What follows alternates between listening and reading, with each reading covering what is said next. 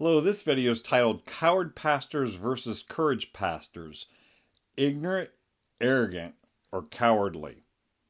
Well, being a pastor or reverend or priest can be one of the most challenging, underappreciated callings in the world. It can also be a vocation that a pastor can phone it in and fall into a real complacency.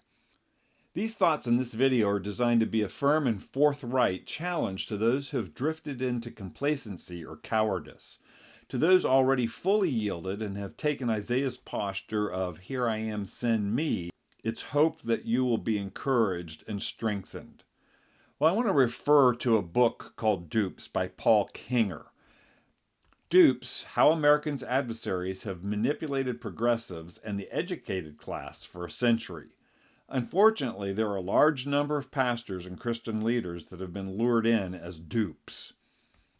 Because of their desire to be liked, viewed as open-minded, indoctrinated into a different gospel that never engages the cultural or worldview issues of the day, telling congregations what their tickling ears want to hear, not understanding the times, and the desire for personal peace and affluence are all mechanisms for which dupes are attracted into false gospels and false philosophies.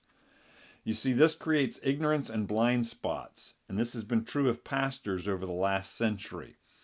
Let me begin to highlight just some of the ignorance and blind spots of pastors that have lived in America during the last century that they're not even aware that they have. As I go through this list, consider whether these statements on these ignorance areas are true of you or not. Ignorant of the Bible's teaching on God's design for civil government.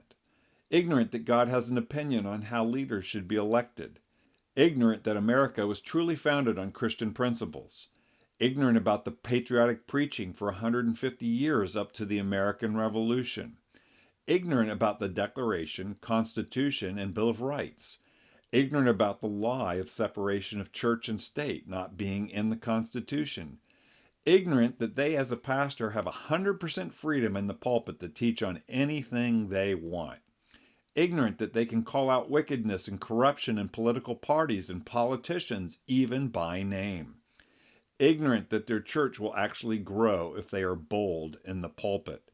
And ignorant that pulpits were aflame with righteousness, liberty, and rebellion against tyrants during the American Revolution. Some additional blind spots. Ignorant that they have been lied to about the Founding Fathers being deists. Ignorant that they have been lied to about Thomas Jefferson cutting miracles out of his Bible. It just didn't happen for the reasons that you've been told. Ignorant that the cultural Marxists have infiltrated seminaries and church denominations. Ignorant that museums have been funded to highlight America's and the founders' flaws, and examples are James Madison's house and Thomas Jefferson's house and other places. Ignorant that even government institutions like the Smithsonian censor, obfuscate, and even lie about the founders, the founding documents, and faith. Continuing to look at potential blind spots. Ignorant that Marxists and other God-haters have as their goal to fundamentally transform our nation. Ignorant that political Marxists truly want to cancel them. Ignorant that sexual Marxists truly seek the destruction of marriage, human sexuality, and identity.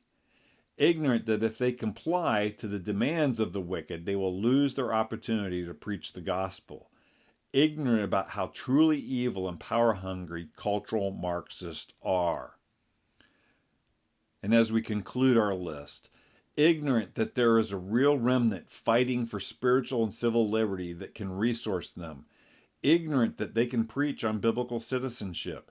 Ignorant that in a country such as ours, God has given the members of their church the talent of voting, and that God will hold them accountable, that is, their members, on how they use that talent. Ignorant that the gospel is much more than the message of salvation, but about an entire way of kingdom living. Ignorant that the church standing up to evil is attractive to non-believers, not off-putting. And then ignorant that the gospel of nice will destroy the church and is unbiblical. Pastor and Christian leader and friends, as you've listened to that list, do you have some of these ignorances and blind spots? So then, If your response is, I'm not ignorant of these things, and yet you're not engaging in some way, there are only two other alternatives: arrogance or cowardice. That's what needs to be contemplated as we brace ourselves with these challenging truths.